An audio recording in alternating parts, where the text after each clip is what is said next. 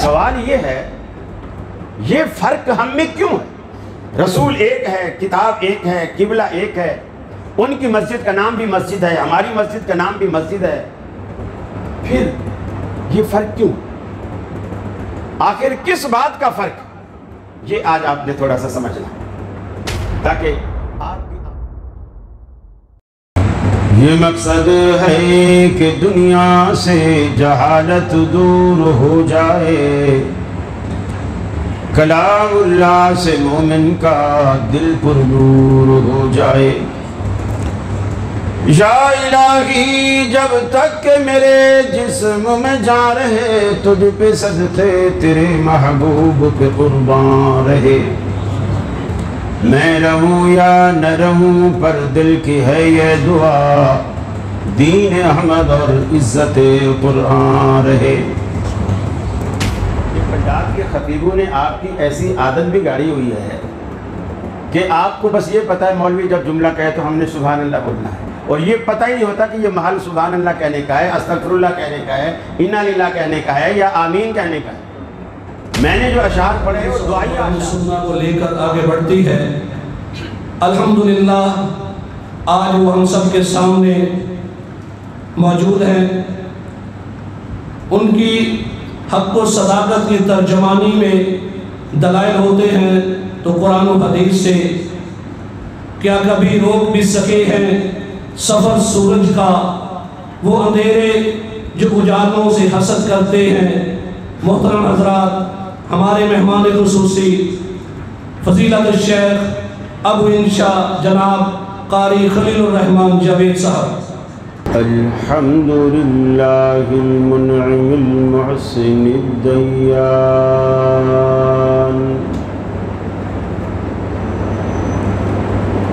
ذی الفضل والجود والإحسان،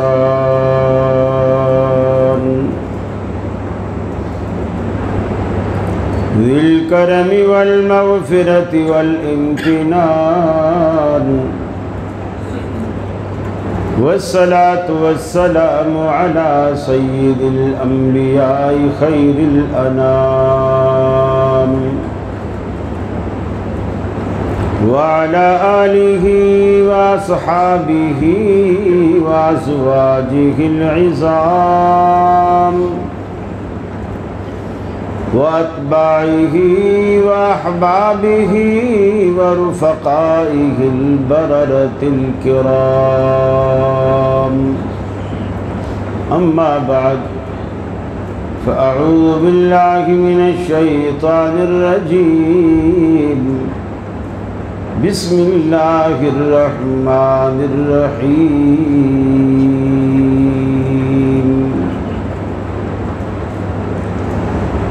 ومن يبتغ غير الإسلام دينا فلن يقبل منه وهو في الآخرة من الخاسرين۔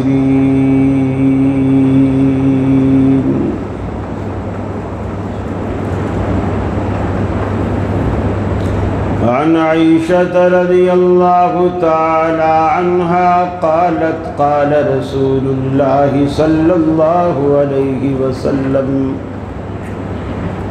من أحدث في أمرنا هذا ما ليس منه فهو رد۔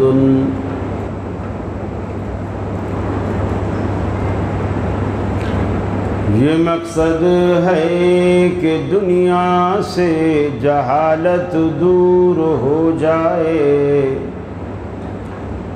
کلام اللہ سے مومن کا دل پر نور ہو جائے۔ یا الہی جب تک کہ میرے جسم میں جان رہے، تجھ پہ صدقے تیرے محبوب پہ قربان رہے، میں رہوں یا نہ رہوں پر دل کی ہے یہ دعا، دین احمد اور عزت قرآن رہے۔ عزیز ساتھیوں، دوستوں اور بزرگوں، واجب الاحترام علماء کرام، صدر مجلس، انتظامیہ کمیٹی، فیصل آباد کے میرے اہل توحید بھائیوں، میری مسلم ماؤں بہنوں بیٹیوں، پروگرام کی غرض و غایت آپ تک پہنچ چکی۔ میرے بھائی نے تعارف میں، محبت میں بہت کچھ کہہ دیا۔ در حقیقت اہل کراچی خود اپنی پیاس فیصل آباد سے بجاتے ہیں۔ آپ کے پاس الحمدللہ علم کے تھمبے ہیں، تھمبے۔ مولانا ارشاد الحق عصری حافظہ اللہ، یہ مووی والوں کو میرا منہ ہی نظر نہیں آئے گا۔ ہاں، ٹی وی کے بندے ہمیں پتہ ہے میں کہاں رکھنا ہے۔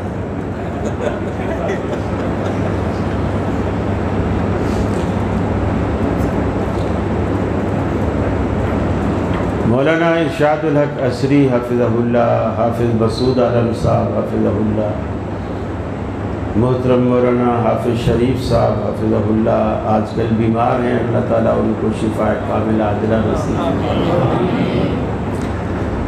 سچی بات ہے، ایسے لوگ اگر قبر پرست طبقے میں ہوں نا، وہ لوگ ان کے پاؤں دھو دھو کے پیئیں گے۔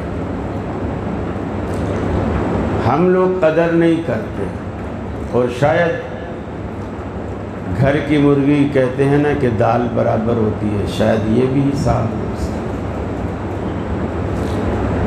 اللہ تعالیٰ انہیں سلامت رکھے، ان کا سایہ جماعت پر قائم رکھے۔ ان سے استفادہ کیا کیجیے۔ یہ ان سے استفادہ نہ کرنے کا نتیجہ ہے کہ میں نے جو ابتدا میں اشعار پڑھے، اس کے اختتام پر آپ لوگوں نے کہا سبحان اللہ۔ یہ پنجاب کے خطیبوں نے آپ کی ایسی عادت بھی گاڑی ہوئی ہے کہ آپ کو بس یہ پتہ ہے مولوی جب جملہ کہے تو ہم نے سبحان اللہ بولنا ہے، اور یہ پتہ ہی نہیں ہوتا کہ یہ محل سبحان اللہ کہنے کا ہے، استغفر اللہ کہنے کا ہے، انا للہ کہنے کا ہے، یا آمین کہنے کا ہے۔ میں نے جو اشعار پڑھے ہیں وہ دعائیہ اشعار ہیں، اور دعا کے بعد سبحان اللہ نہیں کہتے، آمین کہتے۔ اگر وہ آپ کو اچھی لگی ہے تو اسی لیے علماء کی صحبت میں بیٹھا کیجیے، ان سے فیض حاصل کیا کیجیے۔ دیکھیے میں آپ کو ایک چھوٹی سی مثال دوں۔ رسول اکرم صلی اللہ علیہ وسلم قبل از نبوت غار ثور میں جاتے، وہاں کچھ اپنے سمجھ کے مطابق اللہ کا ذکر اذکار کرتے، غار ثور کہہ رہا ہوں، غار حرا۔ تو جبریل امین ایک دن آئے اور انہوں نے آ کر کے آپ سے کہا اقرا، آپ پڑھو۔ آپ نے فرمایا ما انا بقاری، میں پڑھنا نہیں جانتا، میں کیسے پڑھوں، میں تو پڑھنا نہیں جانتا۔ حدیث میں آتا ہے میرا یہ جواب سن کر فَأَخَذَنِي فَغَطَّنِي، جبریل نے مجھے پکڑا اور اپنے قریب کر کے مجھے بھیجا، جیسے کوئی دوست کو صدیوں بعد ملتا ہے تو بڑی محبت سے پیار سے گلے لگا کر اسے اچھی طرح دبا کے ملتا ہے، اس طرح بھیجا۔ ثم ارسلنی، پھر مجھے چھوڑ دیا۔ فقال، پھر کہا اقرا، پڑھی۔ آپ نے فرمایا ما انا بقاری، میں تو پڑھنا نہیں جانتا۔ اس نے پھر پکڑا، حتیٰ کہ 3 دفعہ۔ جب تیسری دفعہ جبریل امین نے پکڑ کے آپ کو گلے سے لگا کے دبایا اور اس کے بعد چھوڑا اور کہا اقرا بسم ربک الذی خلق۔ اب رسول اکرم صلی اللہ علیہ وسلم نے پڑھنا شروع کر دیا۔ اب جو چند لمحے پہلے جو پیغمبر یہ کہہ رہا ہے کہ میں پڑھنا نہیں جانتا، تو جبریل امین نے کوئی مدرسے میں داخلہ تو نہیں دیا تھا ان کو، نہ ان کو کچھ پڑھایا، نہ ان کو کچھ سکھایا۔ چند لمحے پہلے جو کہہ رہا تھا میں پڑھنا نہیں جانتا، وہ چند لمحے بعد پڑھنا شروع کر دیتا ہے۔ بیچ میں تبدیلی کیا آئی ہے؟ فیصل آباد والے کپڑا تو بناتے ہیں، تھوڑا یہ گتھی بھی سلجھا کے دیکھیں،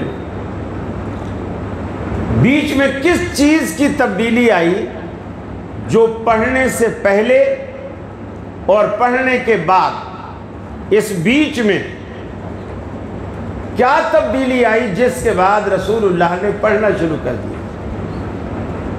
کون بتائے؟ بالکل آسان سا جواب، حالانکہ وہ میں ساری بات آپ کو بتا چکا ہوں۔ کیا تبدیلی آئی؟ جبریل امین نے رسول اللہ صلی اللہ علیہ وسلم کو جپھی ڈالی۔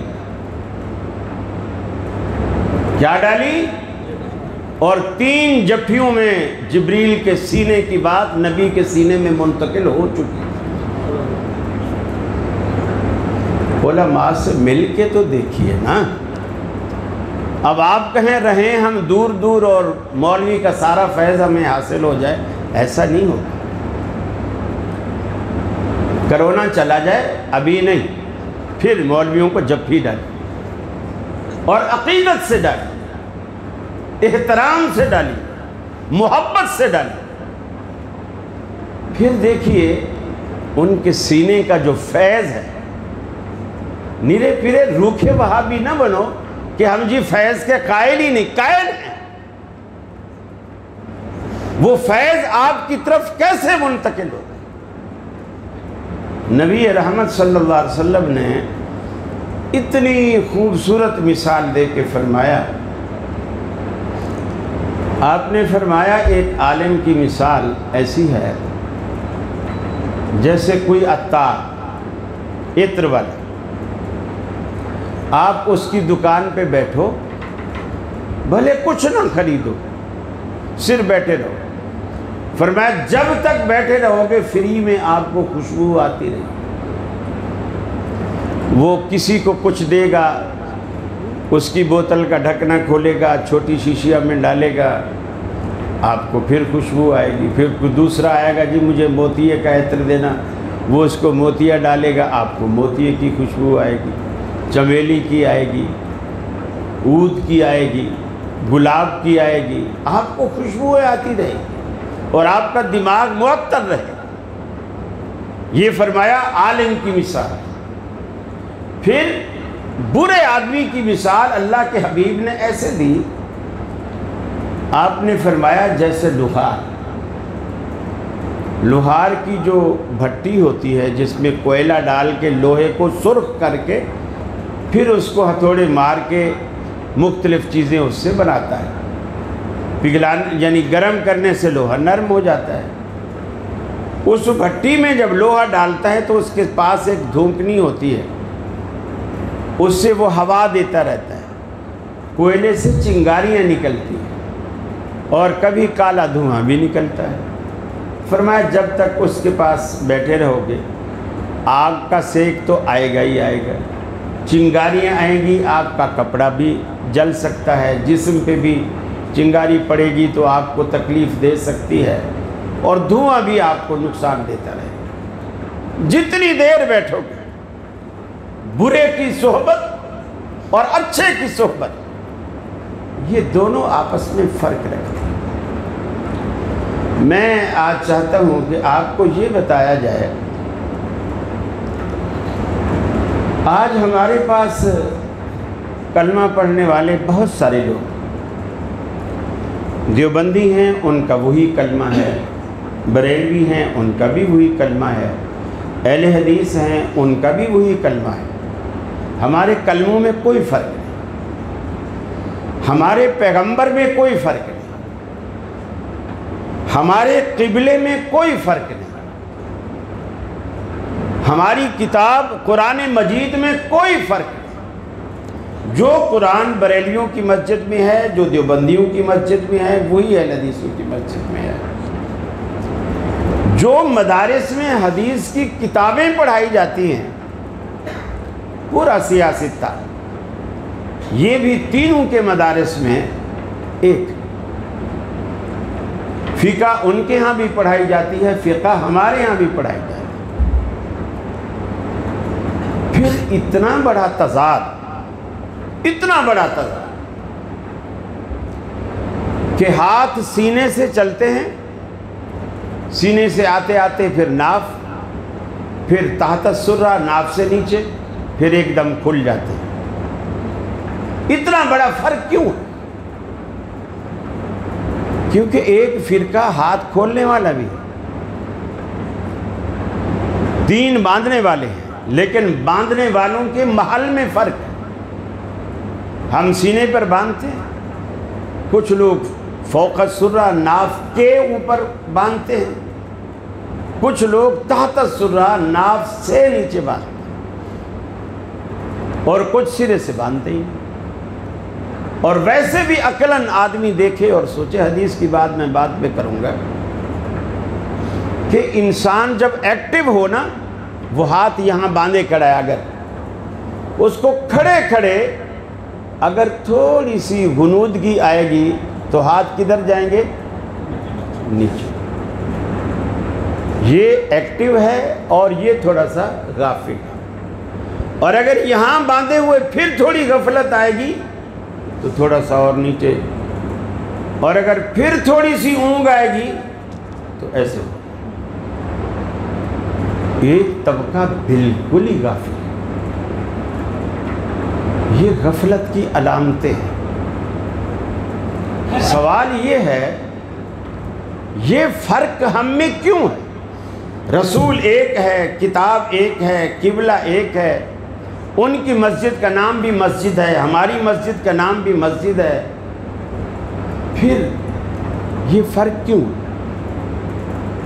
آخر کس بات کا فرق؟ یہ آج آپ نے تھوڑا سا سمجھنا ہے، تاکہ آپ کی آپس میں محبت پیدا ہو۔ جب یہ فرق سمجھ میں آئے گا، آپ کی آپس کی انشاءاللہ نفرت ختم ہوگی، محبت پیدا ہوگی۔ صرف یہ سمجھنا ہے کہ دین اصل کہتے کسے ہیں، بس۔ اگر یہ نقطہ سمجھ میں آ جائے کہ دین کہتے کسے ہیں، کس چیز کا نام دین ہے، تو میں سمجھتا ہوں پھر نہ میں وہابی ہوں، نہ میں اہل حدیث ہوں، نہ میں بریلوی ہوں، نہ میں دیوبندی ہوں، پھر ہم سارے بھائی ہیں۔ اگر یہ سمجھ آ جائے کہ دین کسے کہتے ہیں۔ اور پھر ایک گھر کے اندر ایک باپ ہے، بڑا سربراہ، اس کے 10 بیٹے ہیں، اس سے کوئی بھی پوچھے تو کس کا بیٹا ہے؟ جی میں فلاں کا، دوسرے سے فلاں کا، سارے اسی کا نام دیں گے، اس لیے کہ باپ ایک۔ ہمارا اگر قائد ایک، لیڈر ایک، رہنما ایک ہو تو ہم سارے اس کی روحانی اولاد کہلائیں گے، سارے روحانی اولاد کہلائیں۔ اور یہ جو اسلام ہے، جس کو اللہ کہتا ہے کہ میرے نزدیک دین اصل ہے ہی اسلام، فرمایا ان الدین عند اللہ الاسلام، بے شک اللہ کے نزدیک دین تو صرف اسلام ہے۔ اللہ کو یہ اسلام اتنا محبوب ہے کہ فرمایا من یبتغی غیر الاسلام دینا فلن یقبل منہ، اس اسلام سے ہٹ کر کوئی کتنا بھی خوبصورت دین لے کر کے آئے، فلن یقبل منہ، اللہ اسے قبول ہی نہیں کرے گا۔ اللہ صرف اسی دین کو قبول کرتا ہے، اسی دین کو پسند کرتا ہے۔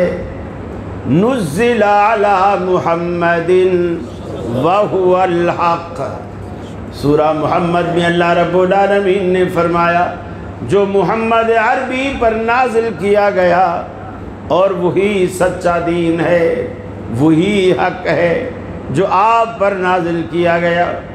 اب پوری دنیا میں کسی سے پوچھو، بریلویوں سے پوچھو، دیوبندیوں سے پوچھو، اہل حدیثوں سے پوچھو، اللہ کے رسول پر کیا نازل کیا گیا؟ یہ بات تو سارے بتائیں گے کہ قرآن مجید آمنہ کے لال پر اللہ رب العالمین نے اتارا۔ سنن ابن ماجہ کی روایت، اللہ کے رسول نے فرمایا الا انما اوتیت القرآن ومثلہ معہ، خبردار سن لو، اللہ نے مجھ پر قرآن بھی نازل کیا، قرآن جیسی ایک اور چیز بھی رب العالمین نے مجھے عطا کی، مثلہ معہ، قرآن جیسی اور چیز جسے قرآن پاک میں حکمت کا نام دیا گیا، احادیث میں اسے سنت کا نام دیا گیا۔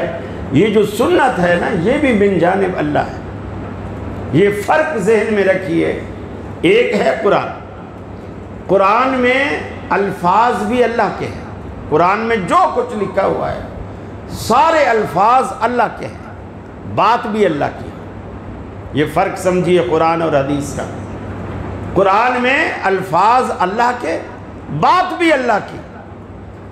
حدیث میں بات اللہ کی ہے، الفاظ رسول اللہ صلی اللہ علیہ وسلم کے اپنے، یعنی اللہ کی بات کو اللہ کے حبیب نے اپنی زبان کے ذریعے ادا کیا۔ الفاظ یہاں آپ کے اپنے ہیں، بات رسول اللہ نے اللہ کی بتائی، اور قرآن میں بات بھی اللہ کی ہے، الفاظ بھی اللہ کے ہیں۔ اور حجت کے اعتبار سے، سند کے اعتبار سے، دلیل کے اعتبار سے ان دونوں میں کوئی فرق نہیں، کوئی فرق نہیں ان دونوں میں۔ یہ بات بھی ذہن میں بٹھائی۔ یہ ایک غلط فکر اور غلط سوچ ہے جو ایک مخصوص طبقے نے ہمارے اندر ڈالی ہے کہ جی کوئی بھی مسئلہ، کوئی بھی مفتی سے کوئی سوال آئے، پہلے قرآن میں ڈھونڈو، اگر قرآن میں نہ ملے تو پھر حدیث میں ڈھونڈو۔ یہ فکر اسلامی نہیں ہے، یہ غیر اسلامی فکر۔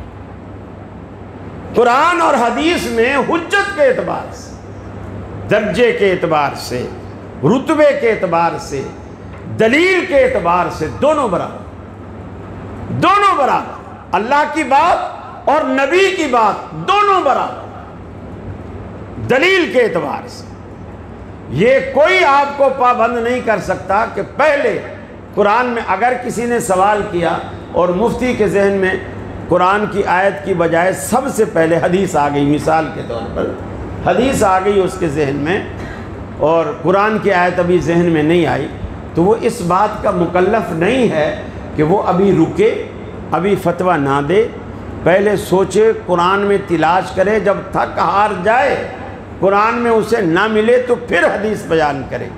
یہ ایک مخصوص طبقے کی فکر ہے، اسلام کی یہ فکر نہیں ہے۔ میں آپ کو مثال دوں، رسول اکرم صلی اللہ علیہ وسلم کے بعد، میں آپ کے دور کی بھی مثال دوں گا لیکن پہلے بعد، ایک علاقے میں ایک خاتون فوت ہو گئی، کسی علاقے میں خاتون فوت ہو گئی، اور اس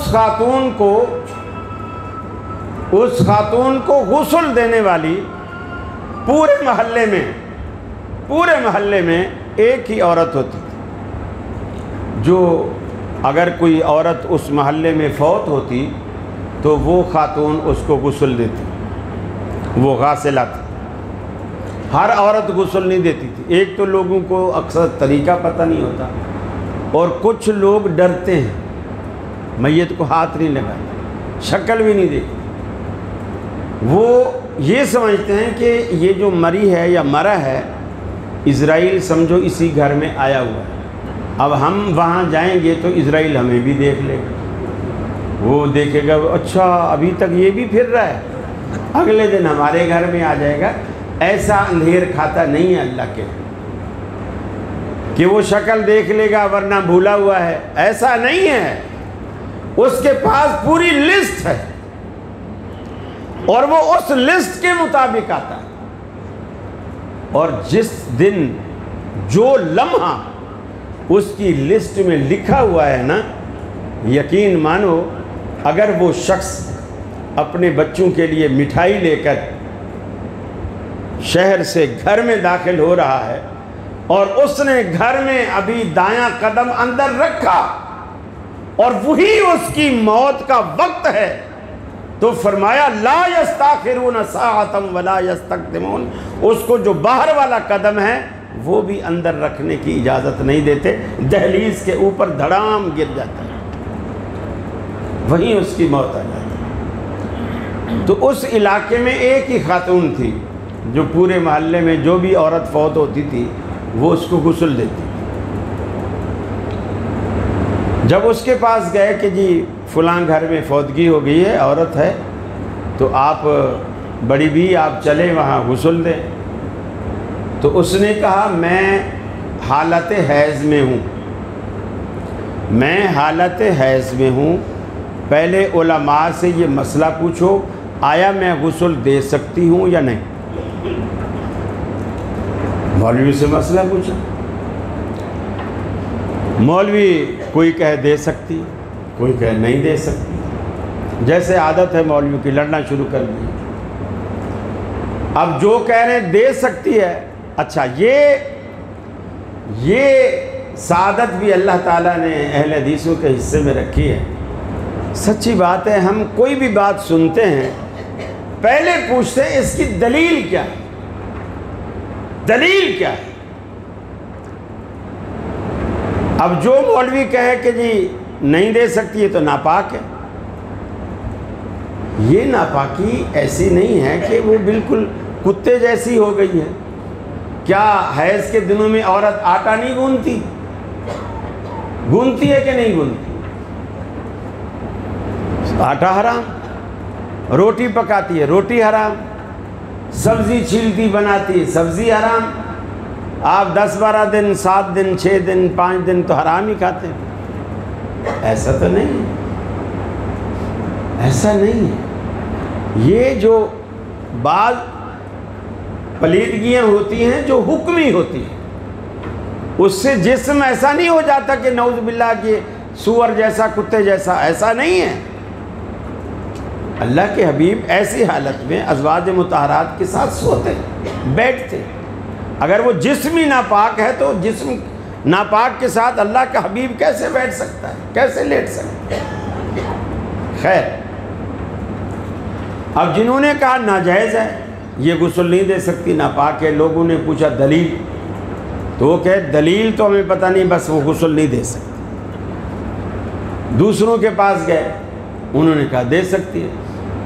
انہوں نے کہا دلیل، بولے دلیل تو پتہ نہیں، بس یہ ایسی پلیدی نہیں ہے، بس دے سکتی ہے. پبلک پریشان ہے. جیسے آپ لوگ کہتے ہیں یار ہمیں تو مولویوں نے پریشان کر رکھا ہے، کس کی مانے کس کی نہ مانے. اسی طرح کرتے کرتے ظہر کا وقت آ گیا، صبح کی فوت ہوئی ہے وہ میت، اس کو غسل کوئی نہیں دے رہا، ظہر کا وقت آ گیا. امام ابو ثور رحمۃ اللہ علیہ اس دور کے بہت بڑے امام تھے. وہ نماز پڑھنے کے لیے مسجد میں آئے.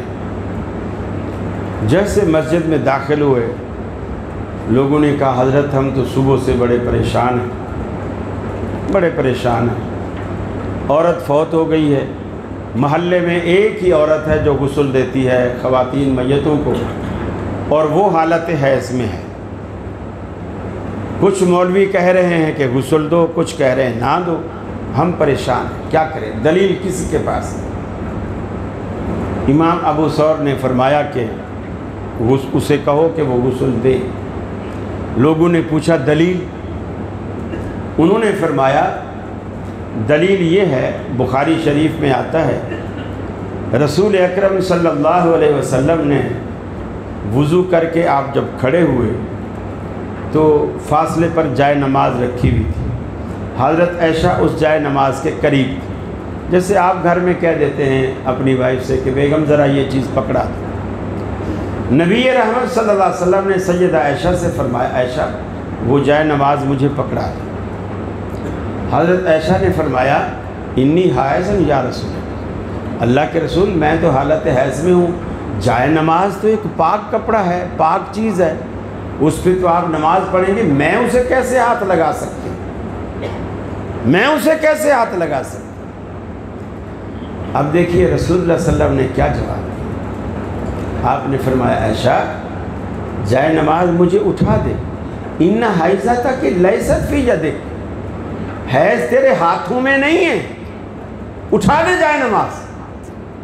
آپ نے مسئلہ کلیئر کر دیا۔ اختلاف صحابہ میں بھی ہوئے، بعد میں بھی ہوئے، عہد نبوی میں بھی ہوئے، مگر دو باتوں پر اختلاف ہمیشہ ختم ہوتے رہے، دو باتوں پر۔ وہ دو باتیں اگر آج ہم میں بھی پیدا ہو جائیں نا، اللہ کی قسم ہم سارے شیر و شکر ہو جائیں، کوئی دیوبندی دیوبندی نہ رہے، کوئی بریلوی بریلوی نہ رہے، کوئی اہل حدیث اہل حدیث نہ رہے، سارے یہی کہلائیں گے یہ مسلمانوں کی جماعت اور یہ مسلمانوں کی مسجد اور یہ سارے نماز پڑھنے والے سارے مسلمان۔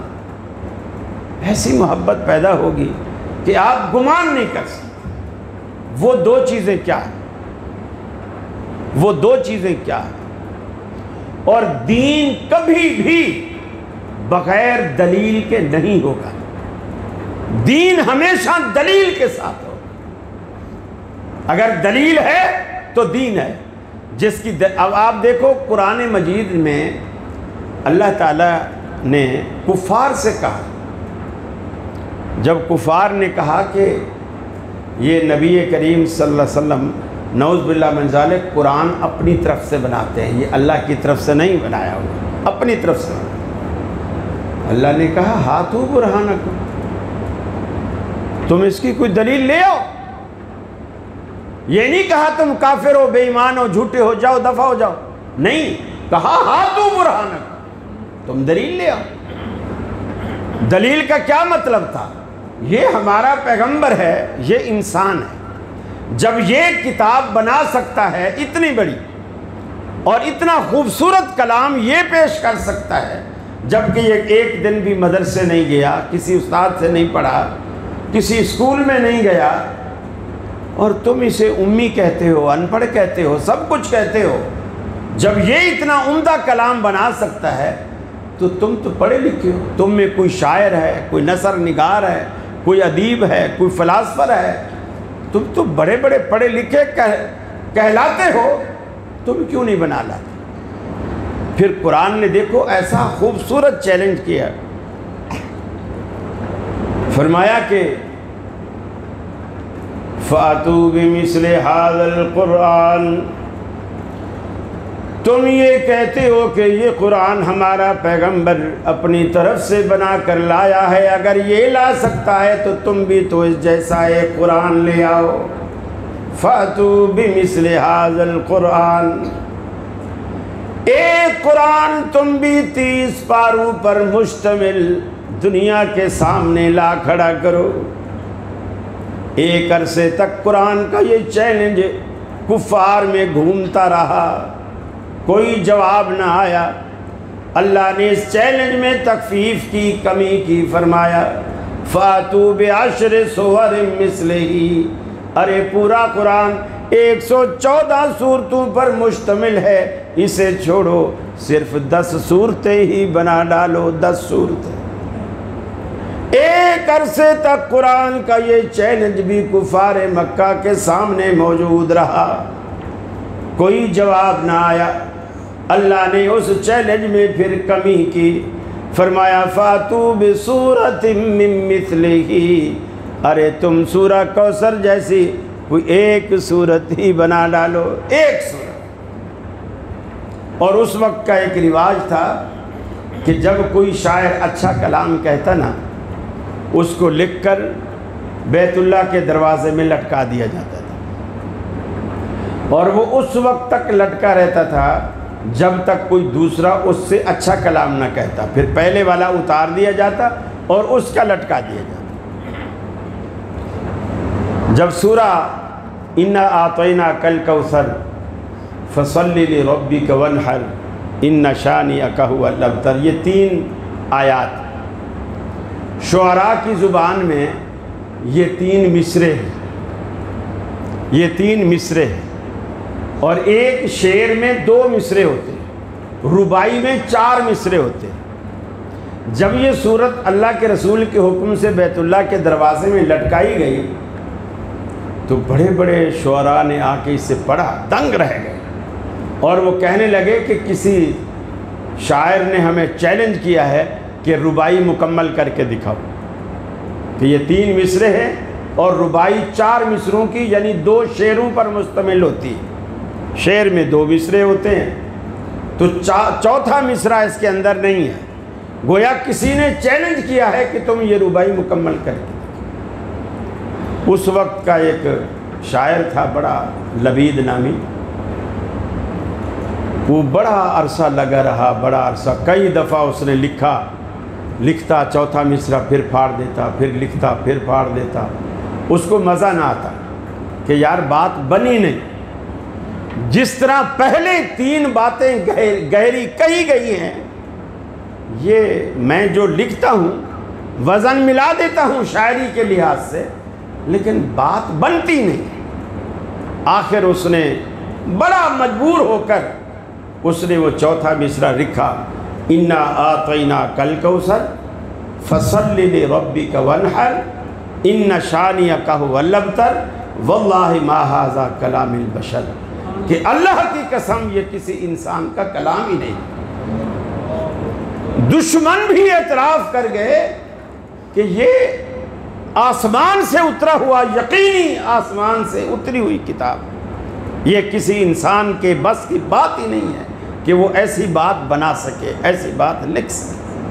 دشمن بھی اعتراف کرتے ہیں۔ تو وہ 2 باتیں اگر آپ کی سمجھ میں آ جائیں تو سارے کا سارا دین آپ کو سمجھ میں آ جائے گا۔ دیکھیے عہد نبوی میں اختلاف ہوا جب رسول اکرم صلی اللہ علیہ وسلم پہلی دفعہ آپ کی خبر اڑی مسجد نبوی میں کہ اللہ کے رسول فوت ہو گئے۔ یہ خبر اڑی اور بڑے بڑے صحابہ کے اوسان خطا ہو گئے صدمے کی وجہ سے کہ اب ہمارا کیا ہوگا، اب کیا بنے گا۔ حضرت عمر جیسا بہادر، حضرت عمر جیسا جری، اس نے تلوار اپنی نیام سے نکالی اور منبر پہ کھڑا ہو گیا اور مسجد میں ٹہلنے لگا اور کہا خبردار اگر کسی نے کہا حضور فوت ہو گئے تو میں تلوار سے اس کی گردن کاٹ دوں۔ سارے صحابہ چپ بیٹھے، ایسے جیسے آپ کہتے ہیں نا سانپ سونگ گیا ہے، کوئی آواز نہیں، کوئی شور شرابہ نہیں۔ حضرت عمر کھڑے ہیں تلوار لے کر۔ تھوڑی دیر بعد ابو بکر صدیق رضی اللہ تعالی عنہ، ان کو بھی خبر ملتی ہے۔ ان کی بیٹی کا گھر تھا حضرت عائشہ کا، جس میں رسول اللہ صلی اللہ علیہ وسلم کا جسد خاکی رکھا ہوا تھا۔ وہ پہلے بیٹی کے گھر گئے تصدیق کرنے کے لیے کہ آیا یہ خبر درست ہے یا غلط۔ آپ کے جسم اطہر پر ایک یمنی دھاری دار چادر تھی جو آپ کے جسم پر ڈالی گئی تھی۔ صدیق اکبر نے پیشانی سے کپڑا ہٹایا، پیشانی کا بوسہ دیا اور فرمایا اے اللہ کے رسول، بس یہی موت ہے جو آ چکی ہے، اللہ آپ پر 2 موتیں نہیں لائے گا، جو موت سب پر آتی ہے وہ آ چکی ہے، 2 موتیں اللہ نہیں لائے۔ اب آپ یہ کہہ کر کے مسجد میں آئے، صحابہ بیٹھے ہیں، مسجد ایسے بھری پڑی ہے صحابہ کرام کی جیسے ماشاءاللہ آپ کی مسجد آپ لوگوں سے بھری ہوئی۔ حضرت عمر بھی کھڑے، صدیق اکبر نے کسی کی پرواہ نہیں کی، سیدھا آئے اور منبر تھا خالی، منبر کے اوپر چڑھ کے لوگوں کو مخاطب کیا اور مخاطب کر کے فرمایا فرمایا من کان یعبد محمدا فإن محمدا قد مات، جو شخص تم میں سے محمد عربی کی عبادت کرتا تھا وہ سن لے آج اس کا معبود فوت ہو گیا۔ ان محمدا قد مات ومن کان یعبد اللہ، اور جو اللہ کی بندگی کرتا تھا یا کرتا ہے فإن اللہ حج لا يموت، وہ سن لے کہ اس کا معبود زندہ ہے، ایسا زندہ ہے لا یموت، اس پر کبھی موت نہیں آنی، اس پر کبھی موت نہیں آنی۔ پھر صدیق اکبر نے قرآن پاک میں سے آیت پڑھی، فرمایا ما محمد الا رسول قد خلت من قبلہ الرسل افإن مات او قتل انقلبتم على اعقابكم فمن ينقلب على عقبيه فلن يضر الله شيئا۔ محمد صلی اللہ علیہ وسلم بھی اللہ کے دیگر پیغمبروں کی طرح ایک پیغمبر ہیں۔ افإن مات او قتل، اگر آپ وفات پا جائیں یا قتل کر دیے جائیں کیا تم دین سے پھر جاؤ گے؟ گویا صدیق اکبر نے بطور دلیل کے قرآن کی آیت کو کوٹ کیا۔ دوسرا حوالہ قرآن پاک میں سے دیا، فرمایا اللہ کا قرآن اللہ کے حبیب سے کہتا ہے انک میت وانہم میتون، اے حبیب آپ بھی دنیا سے جانے والے ہیں، اور یہ بدبخت جو دن رات آپ کی موت کی دعائیں کرتے ہیں یہ بھی تو دنیا سے جانے والے ہیں۔ افإن مت فہم الخالدون، تیسری آیت کوٹ کی افإن مت فہم الخالدون۔ اللہ نے قرآن پاک میں اپنے حبیب سے فرمایا اے حبیب اگر آپ دنیا سے رخصت ہو گئے فہم الخالدون، کیا یہ ہمیشہ کا پٹا لکھوا کے آئے ہیں؟ آخر انہوں نے بھی تو جانا ہے۔ صدیق اکبر نے جب قرآن پاک کی یہ آیات سنی ان کی بے نیام تلوار فوراً نیام میں داخل ہو گئی۔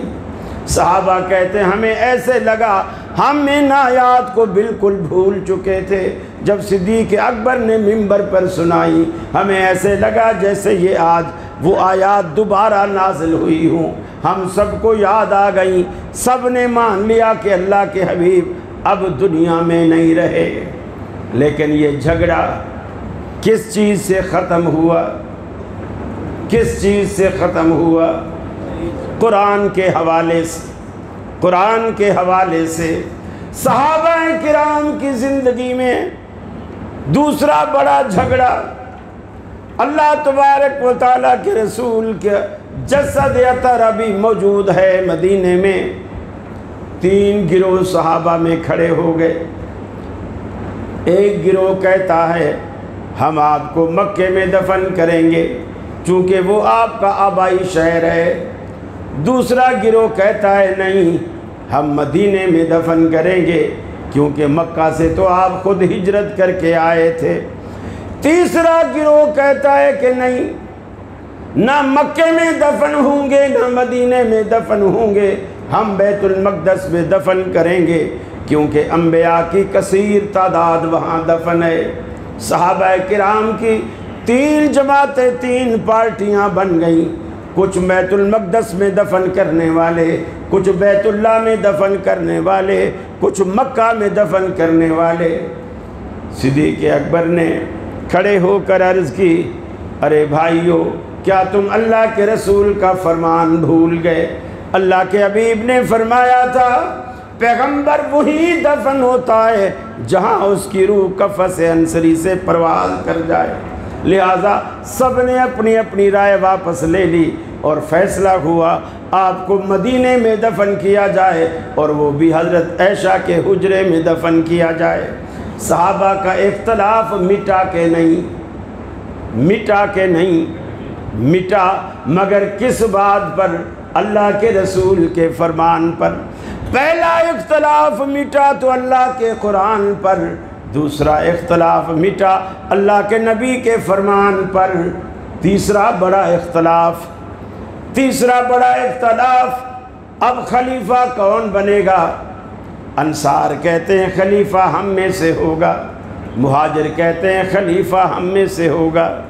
तलवारें निकल आई, लड़ने के लिए तैयार हो गए। एक तीसरा गिरोह खड़ा हुआ जिसने इतनी खतरनाक बात की। बज़ाहिर तो झगड़ा मिटाना मकसद था, लेकिन इब्तदा से मुसलमानों में फूट डालना मकसद था।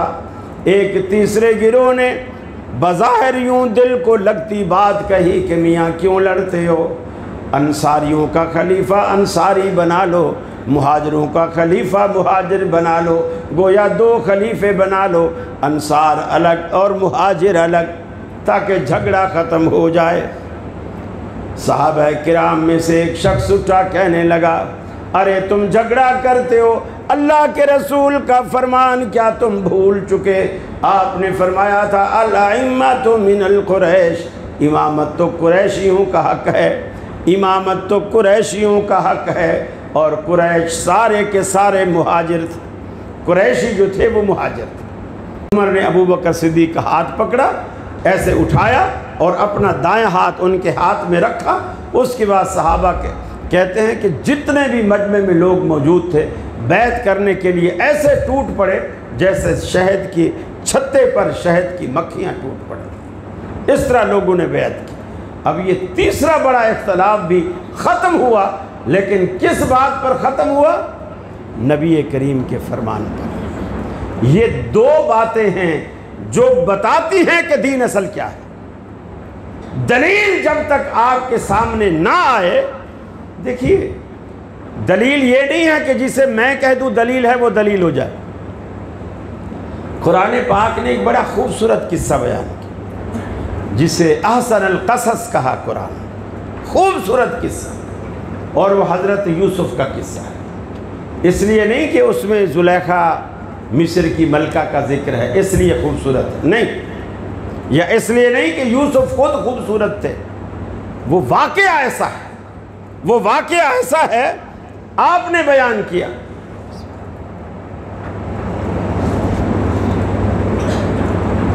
हज़रत यूसुफ अलैहिस्सलातु वस्सलाम को कुएं में डाला, धोखे से ले गए, अब्बा को बहलाया फिसलाया।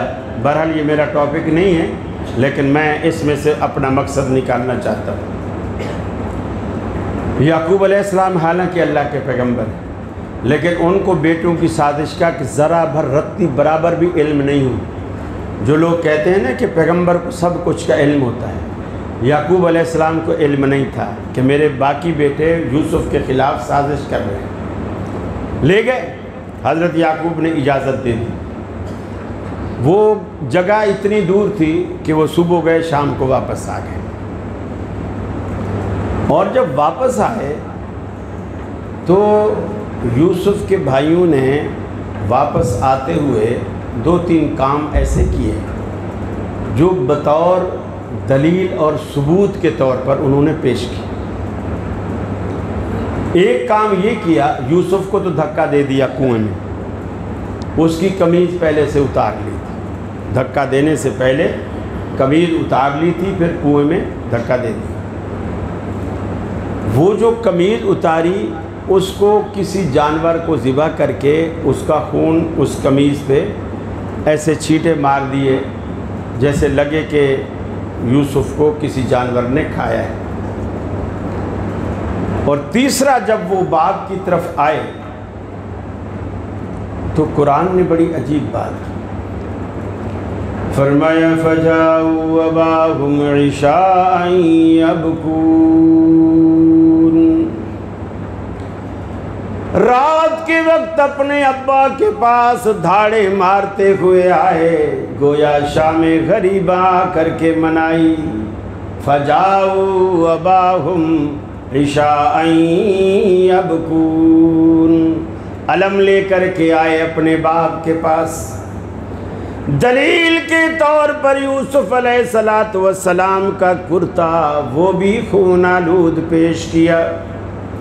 دلیل تو وہ بھی دے رہے ہیں، آنکھوں سے رو بھی رہے ہیں، رونا دوسری دلیل تھا، ہمیں ان کے مرنے کا صدمہ ہے چونکہ ہم بھائی ہیں۔ ایک دلیل رونا پیش کی، دوسری دلیل خون آلود کرتا پیش کیا۔ مجھے بتائیے دونوں دلیلیں ان کی سچی تھیں یا جھوٹی تھیں؟ قرآن سے یہ بھی پتہ چلا کہ جو بندہ جو بھی دلیل پیش کرتا ہے ضروری نہیں کہ وہ سچی ہو، دلیل جھوٹی بھی ہوتی ہے، جھوٹی بھی ہوتی ہے۔ اب پرکھنے سے پتہ چلتا ہے کہ اس میں کتنی صداقت ہے۔ اب میں نے ایک ٹوپی پہنی ہوئی ہے، میں آپ کو بولوں یہ ٹوپی 50,000 روپے کی ہے، آپ کو ایک دم شوق تو ہوگا نا کہ بھی اس میں ہے کیا، 50 کوئی سونے کے تار سے بنی ہوئی ہے، کیا ہے 50,000 کا، اس کے اندر ہے کیا؟ پھر آپ مجھے قریب آ کے بولو گے ذرا ہمیں آپ دکھائیں گے، پھر ہاتھ میں لیں گے، یوں دیکھیں گے، یار اس میں تو 50,000 والی قاری صاحب اس میں تو ایسی کوئی بات نہیں لگ رہی، آپ تو فیصلہ بادیوں کو لوٹ رہے ہیں، ایسا تو نہیں کرو۔ تو آپ پرکھو گے تو آپ کو پتہ چلے گا کہ یہ بات کس حد تک غلط ہے، کس حد تک صحیح ہے، پرکھنے سے۔ اسی کا نام تحقیق۔ اب جب بھائیوں نے یوسف کا کرتا پیش کیا، یوسف یعقوب علیہ السلام نے دیکھا بھی کرتے کے بٹن بھی اسی طرح سلامت ہے، ناخن کی کہیں کوئی خراش بھی نہیں لگی ہوئی، فوراً سمجھ گئے۔ ایسا لگتا ہے کہ کوئی آکسفورڈ کا پڑھا لکھا بھیڑیا تھا جو اندر سے پورے یوسف کو کھا گیا اور قمیص کو کہیں خراش تک نہیں آنے دی۔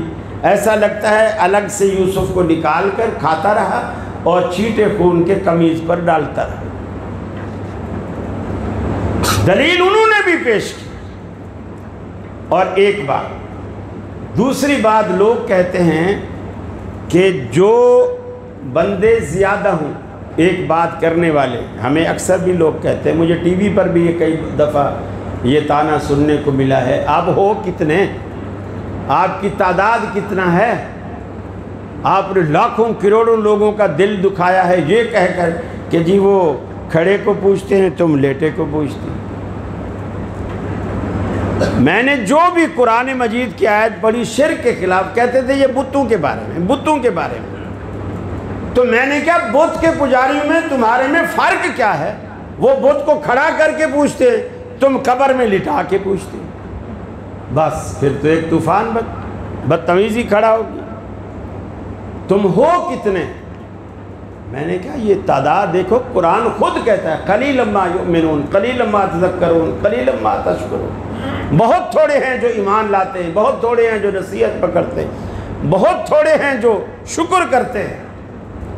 اور اکثریت کے بارے میں قرآن کہتا ہے وما یؤمن اکثرهم باللہ الا وهم مشرکون، جو اللہ کے ساتھ اکثریت لوگوں کی ایمان لائی ہے اکثریت مشرک، قرآن کہتا ہے۔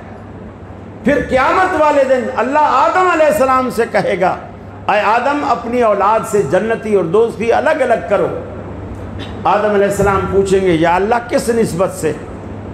اللہ کہے گا 1000 میں سے 999 دوزخ کے لیے نکالو، ایک جنت کے لیے نکالو، اس میں بھی جنت میں تھوڑے جائیں گے۔ آپ کو پتہ ہے اللہ رب العالمین جو جنتی ادنا سے ادنا جنتی بھی اس کو جو جنت میں محل اور رقبے دے گا، جہاں تک اس کی نگاہ جائے گی، دائیں بائیں آگے پیچھے اوپر نیچے، اس کا محل ہوگا، اس لیے کہ جنتی ہیں ہی تھوڑے، جگہ اتنی ہے۔ ایک ایک جنتی کو اللہ رب العالمین اتنا نواز رہا، اتنا نواز رہا، وہاں بھی زیادہ دوزخ میں جا رہے ہیں۔ تو یہ کثرت پہ فخر نہیں کرو۔ اب میں دوسری بات کہہ رہا ہوں، یوسف کے بھائی 11 تھے، یعقوب علیہ السلام کو منوا رہے ہیں، یعقوب علیہ السلام اکیلے ہیں، اور یہ کہنے والے کہ یوسف کو بھیڑیا کھا گیا ہے، وہ کہنے والے 11 ہیں۔ یہ کرتا بھی خون آلود ہے، یہ یوسف کے خون سے بھرا ہوا ہے، یہ کہنے والے بھی 11 ہیں۔ اور جس کو بتایا جا رہا ہے وہ ایک. ایمانداری سے بتائیے وہ ایک سچا تھا یا 11 سچے تھے؟ اب لگتا ہے فیصل آبادیوں کو کچھ سمجھ آ رہا ہے. اچھی بات. میرا آنا میں سمجھتا ہوں مجھے بس ایک بندہ بھی اگر صحیح معنوں میں دین کو سمجھ لینا میرے آنے کا مقصد پورا ہو گیا الحمدللہ. تو یہ جو دو چیزیں ہیں قرآن اور حدیث، دین دلیل کے ساتھ، اس کے بغیر کچھ نہیں. دلیل نہیں ہے تو کچھ نہیں، اس کی کوئی رتی برابر بھی حیثیت نہیں ہے. میں آخری بات کر کے بات کو ختم کروں گا. آپ نے دیکھا بیت اللہ میں اگر کوئی شخص نماز پڑھتا ہے، ایک نماز کا ثواب کتنے نمازوں کے برابر ہے؟ 1,00,000 کے برابر. 1,00,000 کے برابر. اور مینا میں نماز پڑھنے کا ثواب کتنے نمازوں کے برابر ہے؟ حدیث میں اس کی کوئی فضیلت نہیں. ٹھیک، کوئی فضیلت نہیں. لیکن جب آپ حج پہ جاتے ہیں 8 ذی الحجہ کو فجر کی نماز پڑھنے کے بعد، اسلام آپ سے کہتا ہے کہ اگر آپ حج کرنے آئے ہوئے ہیں تو آپ بیت اللہ چھوڑ دیں اور مینا چلے جائیں. بیت اللہ چھوڑ دیں، مینا چلے جائیں. اب آپ سوچیں یار اب تو اس عمرانی دور میں تو حج بھی کافی مہنگا، 4-4.5 لاکھ کا سرکاری حج ہو گیا ہے. میں اتنے پیسے بھر کے ادھر آیا ہوں تو ادھر تو 1,00,000 کا ثواب ہے. میں چھوڑ کر پہاڑوں میں ادھر مینا میں خیمے میں جا کے بیٹھوں، وہاں کتنے نمازوں کا ثواب ہے پتہ ہی نہیں ہے. تو میں تو نہیں جاتا. اس کا حج ہو جائے گا؟ نہیں ہو.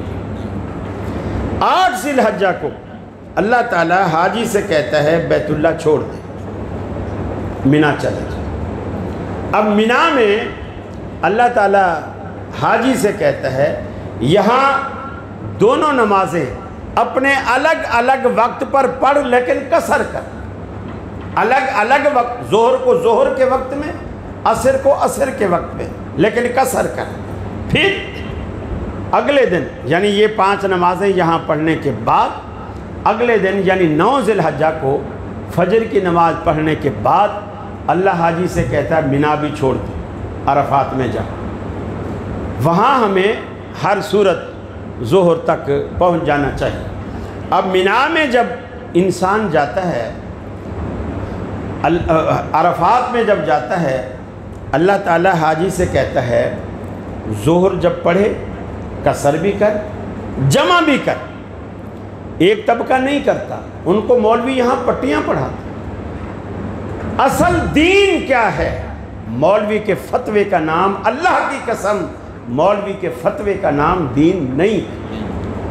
امام کے فتوے کا نام دین نہیں ہے. اگر دین ہے تو صرف اور صرف آمنہ کے لال کے فتوے کا نام دین. آپ جو فتویٰ دیں گے وہ دین ہے، باقی جو کچھ کہیں گے وہ دین نہیں. اب قرآن میں اللہ کہتا ہے ان الصلاۃ کانت علی المؤمنین کتابا موقوتا، کہ نماز اپنے اپنے وقت پر فرض ہے. اپنے اپنے وقت پر فرض ہے. گویا ظہر کے وقت میں ظہر فرض، عصر فرض نہیں ہے. عصر کے وقت میں عصر فرض ہے، ظہر فرض نہیں. اب اللہ تعالیٰ حاجی سے کہتا ہے ظہر پڑھ 2 رکعت اور فوراً بعد عصر پڑھ 2 رکعت. یا اللہ میں عرفات میں مغرب تک ہوں، عصر بھی میری ادھر آئے گی، میں عصر کو عصر کے ٹائم میں پڑھ سکتا ہوں. لیکن نہیں، اللہ کہتا ہے ظہر کے ساتھ پڑھ. اب ظہر کے ساتھ رسول اللہ صلی اللہ علیہ وسلم نے عصر پڑھی ظہر کے ساتھ. اس کے بعد آپ نے دعائیں مانگی مغرب تک. اب یہ دوسری بات. پہلی بات یہ کہ عصر کو ظہر کے ساتھ پڑھا. اب جب مغرب کا ٹائم آ گیا عرفات میں تو آپ نے صحابہ سے نماز پڑھے بغیر صحابہ سے کہا اپنے اپنے سامان اونٹنیوں پر لا دو اور کوچ کرو. حضرت بلال آ گیا ہے، وہ سمجھے کہ اللہ کے رسول مغرب کو بھول گئے. بلال آ گیا اور کہا الصلاۃ الصلاۃ یا رسول اللہ، اللہ کے رسول نماز نماز. آپ نے فرمایا الصلاۃ امامک، ارے نماز تیرے آگے ہے، چل اونٹنی پہ سامان رکھو اور چلو۔ سب چلے گئے۔ اب کہاں گئے؟ مزدلفہ میں۔ مزدلفہ میں جب گئے تو مغرب کا وقت نکل چکا تھا، عشاء کا وقت آ چکا تھا۔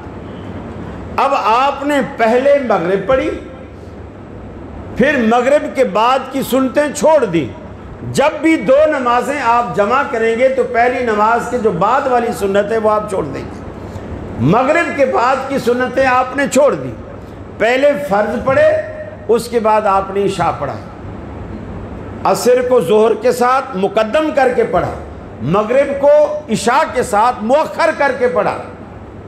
اب دونوں نمازوں کو بے وقت پڑھا، دونوں نمازوں کو بے وقت پڑھا۔ اب آپ کہیں گے کیا بے وقت نمازیں پڑھنے کا نام حج ہے کیا؟ اللہ نے ہمیں ایک مسئلہ سمجھایا، مسئلہ یہ سمجھایا کہ دین نہ تو بیت اللہ کے سائے میں بیٹھنے کا نام ہے، نہ دین کسی نماز کو اس کے وقت میں ادا کرنے کا نام ہے۔ اگر دین ہے تو صرف اور صرف محمد عربی کی پیروی کا نام ہے، بس۔ یہ مسئلہ حج کا پورا فلسفہ اگر انسان غور کرے تو اس کو سمجھ آتا ہے کہ دین اصل کیا ہے۔ رسول اکرم کی پیروی، اسی کا نام دین ہے۔ اور سچی بات ہے، ہم اسی لیے یہ مسجدیں، باقی کیا دیوبندیوں کی مسجد، بریلویوں کی مسجدیں چھوٹی نہیں ہیں کہ ہم اس میں آ نہیں سکتے، آ سکتے ہیں، لیکن ہمیں سنت کے مطابق نماز نہیں پڑھنے دی جاتی۔ اگر ہم سارے وہاں جا کے پیچھے بولے آمین، وہ تو سارے پریشان ہو جائیں، یہ ادھر کیا مصیبت آ گئی، ہو سکتا ہے آدھوں کے وضو بھی ٹوٹ جائے، پھر اگلے دن ہمیں وہاں کھڑے بھی نہ ہونے دیں، آنے بھی نہ دیں۔ پھر وہ نماز ان کا امام بھی سنت کے مطابق نہیں پڑھاتا، سنت کے مطابق نہیں پڑھاتا۔ دیکھیے ایمانداری سے بتائیں، اللہ رب العالمین کی جو محبت ہے، جو اس کی یاد ہے، وہ دل میں ہوتی ہے یا پیٹ میں ہوتی ہے؟ سوچ کے بتانا۔ دل میں۔ اور دل دیوبندیوں کا، بریلویوں کا، اہل حدیثوں کا، عورتوں کا، مردوں کا، شافیوں کا، مالکیوں کا، حنبلیوں کا، دل سینے میں ہے یا کسی کا نیچے پیٹ کی طرف بھی اترا ہوا ہے؟ اب میرا تیسرا سوال کہ اللہ کو دل تھام کے یاد کرنا چاہیے یا پیٹ تھام کے یاد کرنا چاہیے؟ اللہ کو دل تھام کے یاد کرنا چاہیے۔ ارے پیٹ تھام کے تو سبھی یاد کرتے ہیں۔ ہم دکان کھولتے ہیں پیٹ کے لیے، مسجد میں بچے پڑھاتے ہیں پیٹ کے لیے، ہل چلاتے ہیں پیٹ کے لیے، نوکری کرتے ہیں پیٹ کے لیے، ڈاکٹر کلینک کھولتا ہے پیٹ کے لیے، سارے کام پیٹ کے لیے کرتے ہیں۔ ارے 10 منٹ کے لیے مسجد آیا ہے، اب تو پیٹ چھوڑ دے، اب تو پیٹ چھوڑ دے، وہی سب کے پیٹ بھرنے والا ہے، تیرا بھی بھرے گا۔ دل تھام کے رب کو یاد کر، دل تھام کے رب کو یاد کر۔ اور صحابہ بیان، حذیفہ بن یمان کہتے ہیں میں نے دیکھا اللہ کے رسول کو، آپ نے جب نماز پڑھائی، وضع یدہ الیمنی علی یدہ الیسری علی صدرہ، آپ نے اپنا دایاں ہاتھ بائیں پر رکھا اور دونوں ہاتھوں کو آپ نے اپنی چھاتی پر، اپنے سینے پر رکھا۔ حدیث بھری پڑھی ہمیں۔ اور پھر انڈیا کے اندر مولانا ثناء اللہ نصری رحمۃ اللہ علیہ نے انگریز عدالت میں باقاعدہ ایک کیس جیتا تھا۔ محلے میں اہل حدیثوں نے مسجد بنوائی، لیکن اہل حدیثوں کی تعداد تھوڑی تھی، پیسہ انہوں نے دیا، پلاٹ انہوں نے لیا، سب کچھ انہوں نے کیا، تعداد کم تھی۔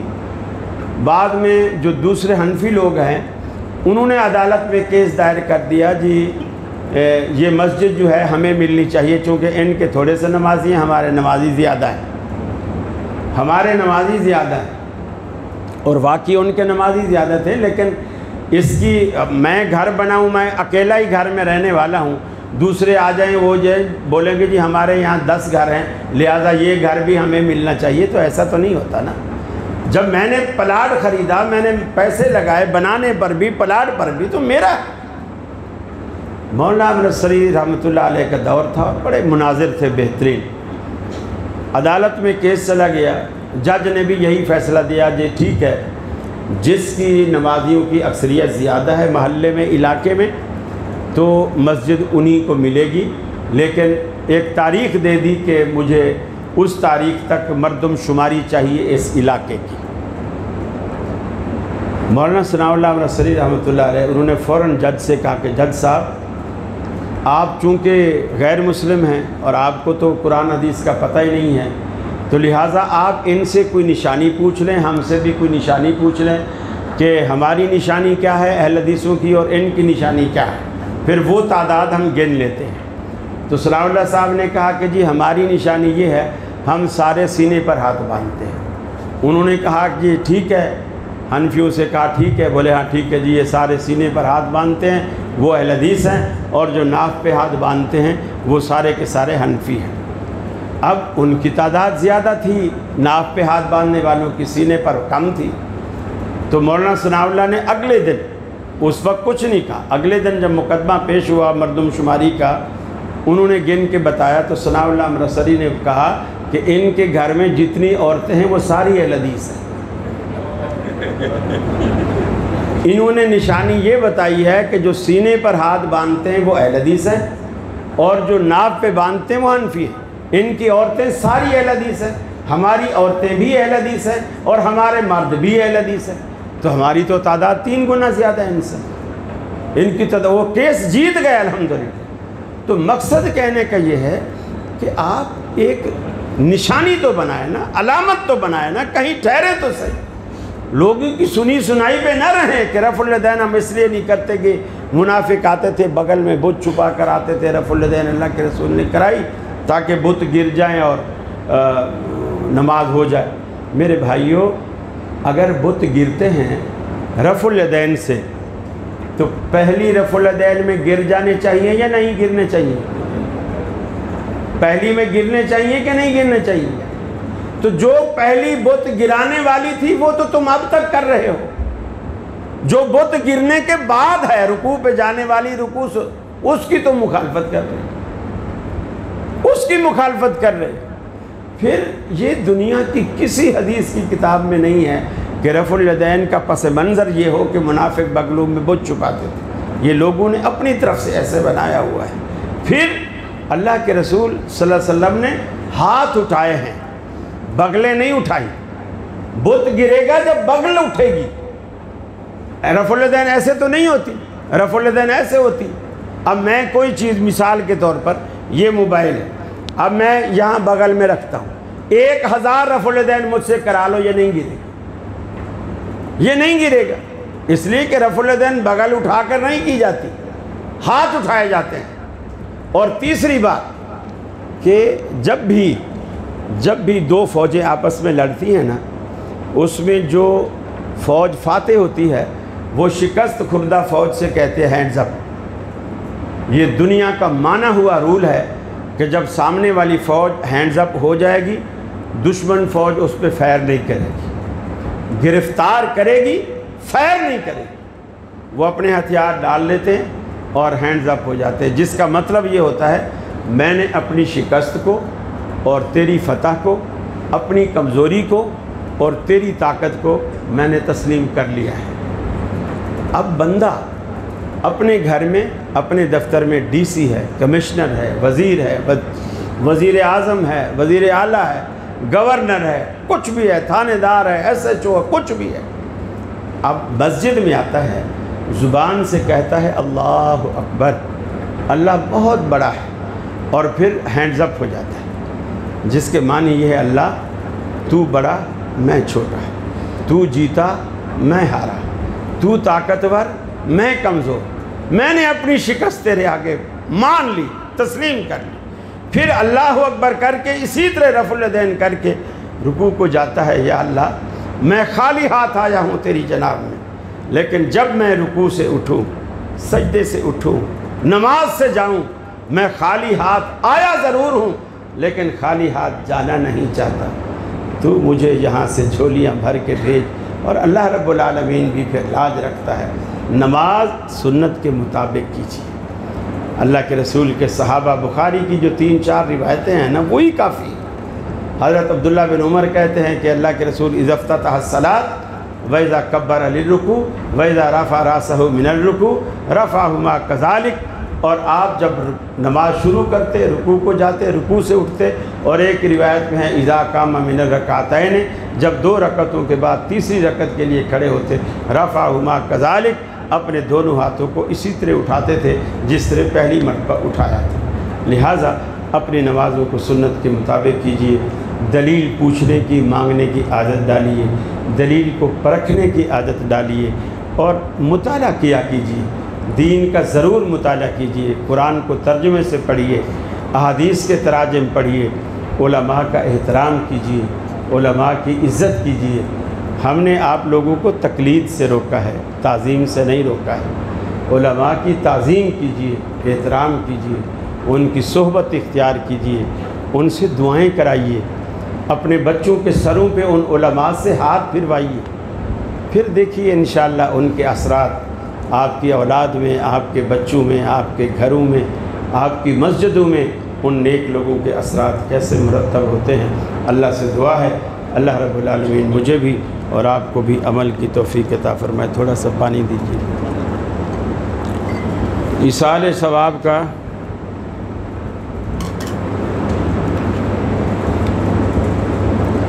ایصال ثواب کا میں کانوں کو ہاتھ لگانا، کانوں کو ہاتھ لگانا نہیں ہے، یہ سکول کے زمانے میں ہوتا ہے، مسیں جب بچوں کو سزائیں دیتی ہیں تو وہ کان پکڑوا کے کھڑا کر دیتی ہیں اسٹول پہ، ٹیبل پہ، بینچ پہ۔ یہ نماز میں اللہ نے آپ کو سزا نہیں دی ہے، آپ تو محبت سے آتے ہیں۔ کان پکڑنے نہیں ہیں، کانوں یا کندھوں کے برابر تک ہاتھوں کو اونچا کرنا ہے، رخ سیدھا رکھنا ہے قبلے کی طرف، اور کندھے کے برابر یا کانوں کے برابر ہاتھوں کو اٹھانا ہے۔ اس کا نام رفع الیدین ہے، کان پکڑنے نہیں ہے۔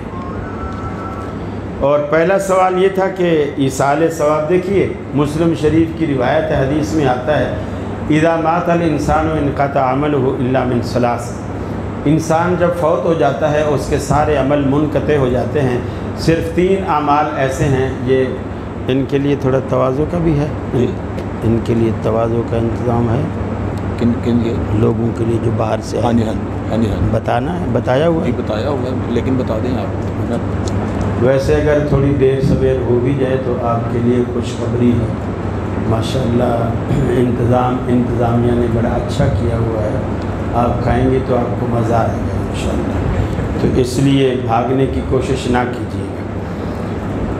فرمایا 3 چیزیں ہیں، اذا مات الانسان انقطع عمله الا من ثلاث، 3 چیزیں ہیں کہ جو مرنے کے بعد بھی جاری رہتی ہیں انسان۔ ایک فرمایا صدقۃ جاریہ، صدقہ جاریہ ایسی چیز کر گیا وہ مرنے والا کہ وہ فوت ہو گیا لیکن وہ چیز باقی، راستے میں سایہ دار درخت لگا دیا، لوگ آتے ہیں سایہ لیتے ہیں، اس کے نیچے برما لگا دیا، لوگ آتے ہیں پانی پیتے ہیں، اس کو ثواب ہو رہا ہے۔ مسجد بنوا گیا، وہ بھلے فوت ہو گیا، لوگ اس میں نماز پڑھ رہے ہیں، جب تک مسجد، وہ مدرسہ، وہ چیز رہے گی اللہ تعالیٰ اس کے نامہ اعمال میں ثواب لکھتا رہے گا۔ ایک فرمایا والد صالح، نیک اولاد جو اللہ رب العالمین کسی کو دیتا ہے، وہ اگر نیک راستے پر لگا گیا ہے تو وہ اولاد جب تک جو نیکی کرتی رہے گی وہ اللہ تعالیٰ اس کو اجر اور ثواب دیتا رہے گا۔ ایک فرمایا او علم ينتفع به، فرمایا ایسا علم جو نفع دینے والا ہو، وہ اپنے پیچھے اگر ایسا علم چھوڑ گیا کتابوں کی شکل میں، شاگردوں کی شکل میں، کسی بھی شکل میں، اور اس کے مرنے کے بعد بھی لوگ اس سے فائدہ اٹھا رہے ہیں، اس کو ثواب ملتا رہے گا۔ چوتھی جو چیز ہے وہ یہ ہے کہ مالی تمام صدقہ، جتنے بھی مالی صدقات ہیں اس پر تمام کا اتفاق ہے کہ مالی صدقہ جو ہے وہ میت کو پہنچتا ہے، بشرطے کہ میت شرک پر نہ مری ہو، توحید پہ فوت ہونے والا جب توحید پہ فوت ہوا ہو، اس کے ورثاء یا اس کے دوست کوئی بھی اس کی طرف سے اگر کوئی مالی صدقہ کرتے، اس کی طرف سے مسجد میں پیسہ ڈالتے ہیں، اس کی طرف سے کسی یتیم کو کپڑا پہناتے ہیں، اس کی طرف سے بھوکے کو کھانا کھلاتے ہیں، تو وہ سب اس کو ثواب ملے گا۔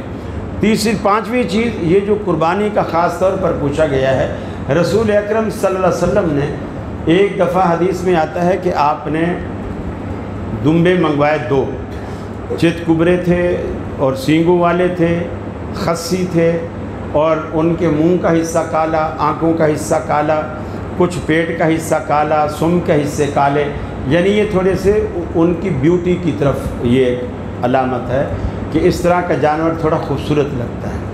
تو وہ جانور آپ نے منگوائے اور ان کو ذبح کرتے وقت آپ نے فرمایا اللہم من کا ولک، اے اللہ یہ تیری طرف سے ہے اور تیرے ہی لیے ہے، من محمد ومن آل محمد وعن امت محمد، یہ محمد صلی اللہ علیہ وسلم کی طرف سے ہے، محمد صلی اللہ علیہ وسلم کی آل کی طرف سے ہے، اور محمد صلی اللہ علیہ وسلم کی پوری امت کی طرف سے ہے۔ اب اس پر علماء نے یہ استنباط کیا ہے کہ چونکہ امت کے اندر صرف وہ نہیں ہوتے جو زندہ ہیں، امت میں وہ بھی شامل ہوتے ہیں جو مسلمان فوت ہو چکے ہیں، تو آپ نے وہ سب کی طرف سے قربانی کی، تو گویا میت کی طرف سے قربانی ان کے ہاں کی جا سکتی ہے۔ اور اس پر اگر آپ کو مزید تحقیق چاہیے تو ڈاکٹر علامہ احسان علی ظہیر شہید رحمہ اللہ کے بھائی ہیں ڈاکٹر فضل الہی صاحب، اسلام آباد میں جو ہوتے ہیں، ان کی ایک کتاب ہے مسائل قربانی یا احکام قربانی، صحیح نام میرے ذہن سے نکل گیا، غالباً مسائل قربانی ہے، تو اس کے اندر بھی انہوں نے 2-3 صفحات ایسے لکھے ہیں جو اس بات کو ثابت کرتے ہیں کہ مرحومین کی طرف سے آپ قربانی کر سکتے ہیں۔ واللہ اعلم الصواب۔ ہاتھ اٹھا کر دعا مانگنے کے بعد ہاتھوں کو چہرے پر پھیرنا حدیث سے ثابت ہے؟ اگر ثابت نہیں ہے تو کیا ایسا کرنا بدعت کہلائے گا؟ دیکھیے پہلی بات تو یہ ہے حدیث سے ثابت ہے، لیکن اس حدیث پر کلام، ترمذی کی روایت ہاتھ چہرے پر پھیرنا اس کلام، لیکن کچھ روایات ایسی ہیں جو اشارے سے یا استنباط اس سے ہو سکتا ہے، جیسے ابو ہریرہ رضی اللہ تعالیٰ عنہ سے انہوں نے شکایت کی کہ اللہ کے رسول میں آپ سے کچھ سنتا ہوں تو بھول جاتا ہوں، آپ نے فرمایا ابو ہریرہ دامن پھیلاؤ، انہوں نے ایسے قمیص کا دامن، جیسے کسی سے کوئی چیز لیتے ہیں جھولی پھیلاؤ تو جھولی پھیلائے، تو رسول اللہ صلی اللہ علیہ وسلم نے ایسے فضا میں، نہ کوئی آٹا تھا، نہ چاول تھا، نہ چینی، کچھ بھی نہیں تھا، فضا میں ایسے 3 چلو بھرے اور اس کی جھولی میں ڈالے، 3 چلو جھولی میں ڈالے، پھر اور یہ بخاری کی روایت، پھر آپ نے اسے فرمایا ابو ہریرہ اس دامن کو سمیٹ کر اپنے سینے سے لگا دیں، پھر انہوں نے اس دامن کو قمیض کو لائے سینے کے قریب اور ایسے اس کو مسل دیا، گویا آپ نے جو 3 چلو ڈالے تھے اس کو انہوں نے سینے سے مسل دیا۔ حضرت ابو ہریرہ کہتے ہیں وہ دن ہے اور میری ساری زندگی کا آخری دن مجھے نہیں یاد کہ اللہ کے رسول کی زبان اقدس سے میں نے کبھی کچھ سنا ہو اور پھر میرے ذہن سے وہ محو ہو گیا ہو، مجھے وہ بھول گیا ہو، اس کے بعد میں نہیں بھولا ہوں۔ اس سے لگتا ہے دعا اپنا ایک وجود رکھتی ہے، اپنا ایک وجود۔ آپ نے جب چہرے پہ ہاتھ پھیرے اس کا مطلب یہ ہے کہ آپ نے اسے پلے باندھ لیا، وہ چیز آپ نے قبول کر۔ مثال کے طور پر آپ نے ایسے دعا مانگی، اول تو کچھ لوگ میں نے دیکھا یوں مانگ رہے ہیں، یوں، چیز جو آتی ہے وہ بیچ میں آتی ہے، اور اللہ کے رسول کا سنت طریقہ بھی یہی تھا کہ آپ دونوں ہتھیلیوں کے جو نچلے حصے ہیں وہ ملاتے تھے، ہاتھوں کو آگے بڑھا، جیسے بالکل کوئی بھیک مانگنے والا بھیک مانگتا ہے کسی دینے والے کے سامنے۔ اللہ کو یہ ادا بڑی پسند ہے کہ میرا بندہ میرے دروازے پر میرے آگے اس طرح ہاتھ پھیلائے۔ اللہ کہتا ہے مجھے حیات ہی ہے کہ میں اپنے بندے کے ہاتھوں کو خالی لوٹا دوں، اور پھر وہ جو چیز اللہ دیتا ہے وہ آپ نے ایسے مانگی، اول تو وہ آپ کے ہاتھوں میں آئی نہیں، وہ ساری بیچ میں گری، اور اگر تھوڑی بہت کہیں پاؤڈر ہاتھوں کو لگ بھی گیا تھا تو آپ نے پھر ایسے، جب مولوی دعا ختم کرتا ہے تو ایسے، یعنی وہ جو تھوڑا بہت تھا وہ بھی پیچھے پھینک کے چلے گئے، پلے کچھ بھی نہیں آیا، ہاتھ کچھ بھی نہیں لگا۔ آپ دعا مانگیں، اور دعا مانگنے کے بعد آپ اس کو، بے شک وہ روایت ضعیف ہے، لیکن جیسے ابو ہریرہ والا دامن سینے سے لگانا ہے، اس سے یہی ظاہر ہوتا ہے کہ آپ جو ہے وہ ہاتھ اٹھائیں، اور اٹھاتے تھے، اور اسی طرح صحابہ کرام بھی کرتے اور ہاتھ اٹھاتے، اگرچہ اس میں ذکر نہیں ہے کہ بعد میں کیا کرتے۔ عقل کا بھی یہی تقاضا ہے اور تھوڑے استنباط سے بھی یہی ظاہر ہوتا ہے کہ جب آپ نے کچھ مانگا ہے تو آپ اسے پلے باندھیں، ایسے پھینک کے ہاتھ چھوڑ کے چلے جائیں، اس کا وہ مقصد نہیں ہے مانگنے کا۔ اس پہ کوئی اور سوال تھا؟ نماز جنازہ پڑھنے کے بعد سلام دونوں طرف پھیرنا، دونوں طرف اور ایک طرف دونوں ثابت ہے. بس جی. دعائے مغفرت کیجیے حافظ محمد زبیر صاحب اور ان کی بیگم ہارون سلفی صاحب. بس جی. دعا کے بعد تو پھر سوال نہیں ہے. جی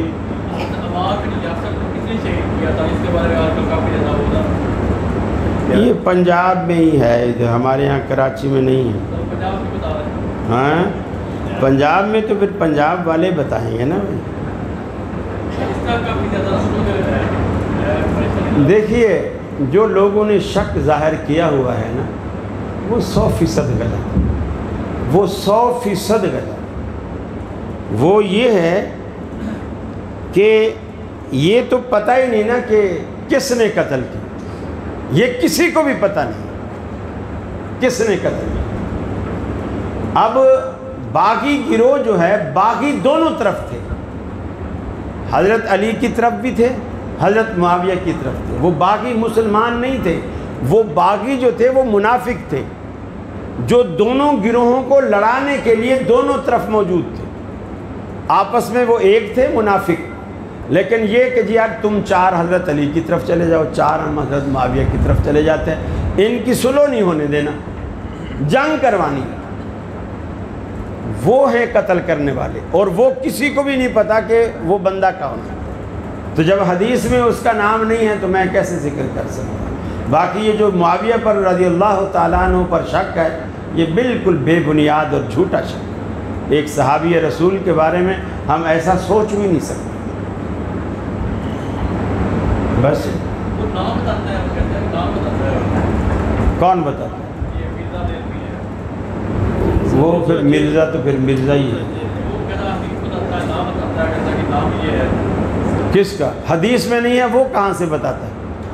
وہ نام حدیث میں نہیں ہے تو وہ کہاں سے بتاتا ہے؟ اس کا مطلب ہے پھر یہی تھا، وہ تھا ہی یہی. ہاں جی. جنازہ جو ہم پڑھتے ہیں بھیا سامنے رکھ کے اونچی آواز میں پڑھتے ہیں، یہ حدیث میں صحیح ہے ثابت ہے یا پھر چونکہ خاموش رہتے ہیں؟ دیکھیے سوال ہے کہ جنازہ اونچی آواز میں پڑھنا بہتر ہے یا آہستہ سے دل میں پڑھنا. دیکھیے رسول اللہ صلی اللہ علیہ وسلم سے دونوں طریقے ثابت ہیں، لیکن آج کل اونچی آواز میں پڑھنا میں سمجھتا ہوں زیادہ بہتر ہے. اس کی وجہ یہ ہے کہ بہت سارے لوگ اس کو بھول چکے ہیں. احناف کے ہاں تو بالکل ہی رواج نہیں ہے کہ اونچی آواز میں جنازہ پڑھا جائے اور اکثریت بھی ان کی ہے، تو بہت سارے مسلمان اس کو بھول چکے ہیں. تو آپ بھی اگر آہستہ پڑھنا شروع کر دیں گے تو یہ جہری والی سنت تو بالکل ختم ہی ہو جائے گی. اس کو زندہ رکھنے کے لیے آپ کو جہری پڑھنا چاہیے. دوسری بات، رسول اکرم صلی اللہ علیہ وسلم نے ایک جنازہ پڑھا، صحابی کا جنازہ پڑھا.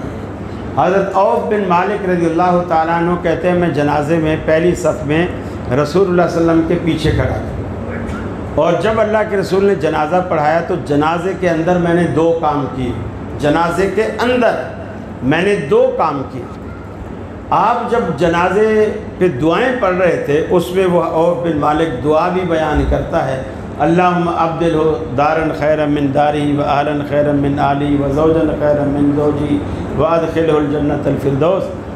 تو یہ دعا اللہ کے رسول پڑھ رہے تھے. حضرت عوف بن مالک کہتے ہیں جب میں نے یہ دعائیں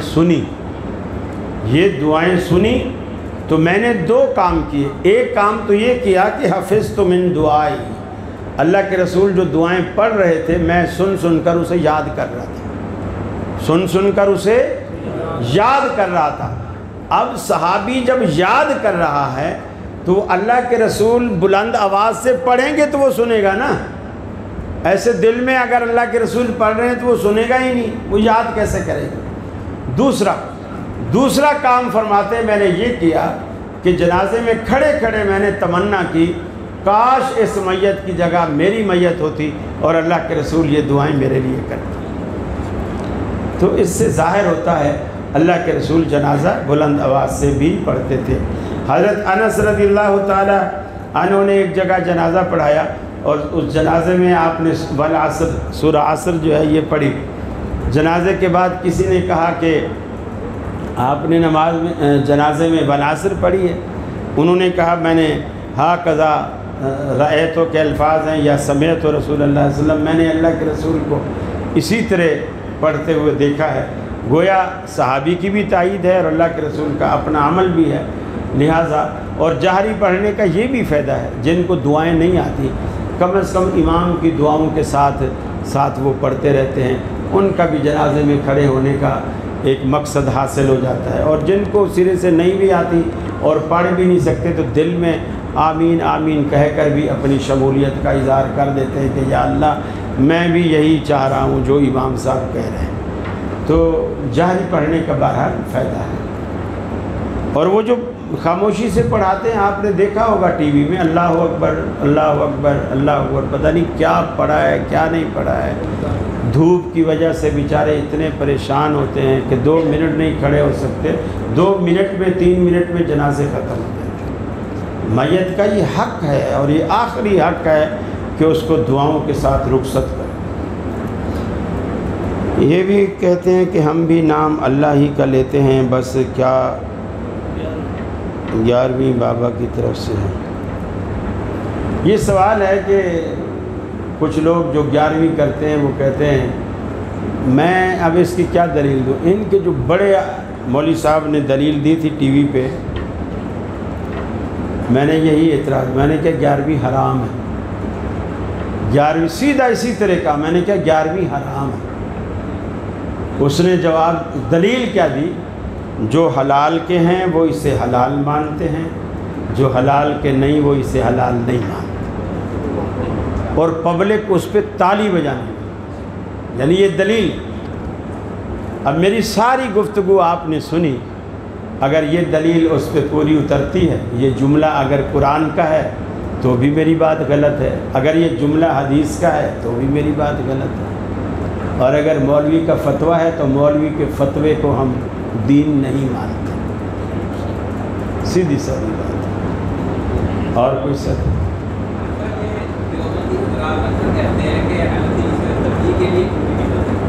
تبلیغ کے لیے ویسے تو خیر نکلتی ہیں، اہل حدیث بھی نکلتے ہیں، یہ بدعت اہل حدیث میں بھی آ گئی ہے۔ ہمارے بڑے بزرگ محترم یحییٰ میر محمدی رحمہ اللہ نے ایک جماعت بنائی ہوئی تھی، اور وہ میر محمد میں ان کا مرکز تھا۔ کراچی میں بھی ان کے ایک برانچ کوٹ روڈ کی ایک مسجد کہلاتی ہے، سندھ اسمبلی کے برابر میں، وہاں ان کا مرکز ہے، وہاں بھی یہ لوگ موجود ہیں۔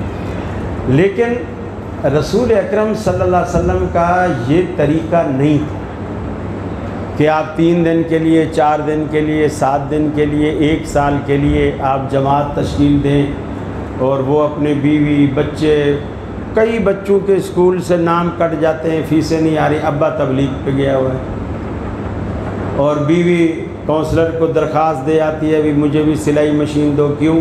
بولے میں تقریباً بیوہ ہوں، میں تقریباً بیوہ ہوں۔ کونسلر نے پوچھا بھی بیوہ تو سمجھ میں آتا ہے، تقریباً بیوہ کیا ہوتا ہے؟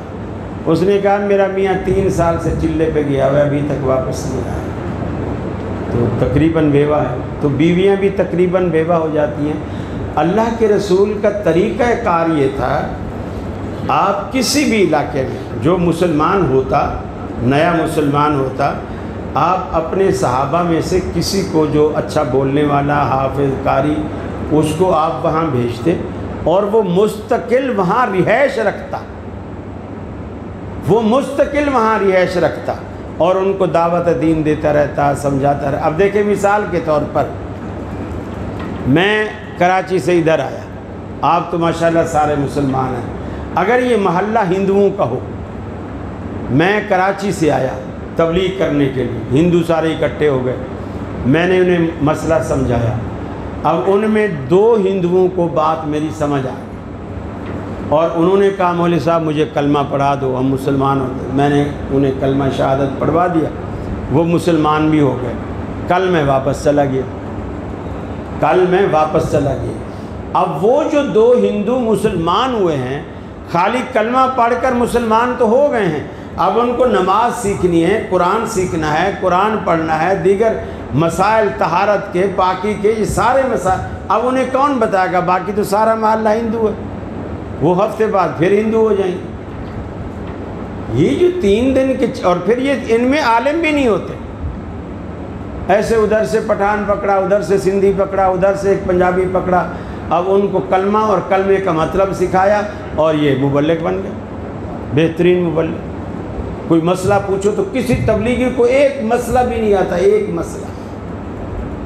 درود کی اتنی فضیلت ہے، فلانے کی اتنی فضیلت ہے، اچھا جی اس کا طریقہ کیا ہے؟ مسئلہ نہیں آتا۔ اپنی مسجد کے مولوی سے پوچھنا، اس سے پوچھنا، یہ تبلیغ کا طریقہ ہی نہیں ہے۔ تبلیغ کرو لیکن وہ کرو جو رسول اللہ نے کی ہے۔ پھر یہ تبلیغ حنفیت کی کرتے ہیں، قرآن حدیث کی تو تبلیغ کر ہی نہیں رہے۔ مولانا الیاس کی کتابیں پڑھنے کا نام تو دین نہیں ہے۔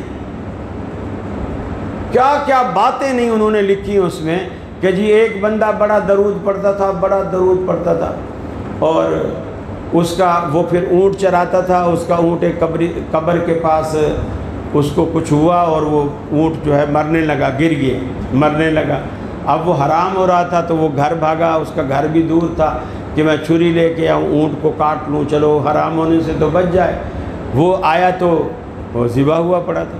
کیسے ذبح ہوا پڑا تھا؟ وہ بندہ جو تھا اونٹ چرانے والا، وہ درود بولے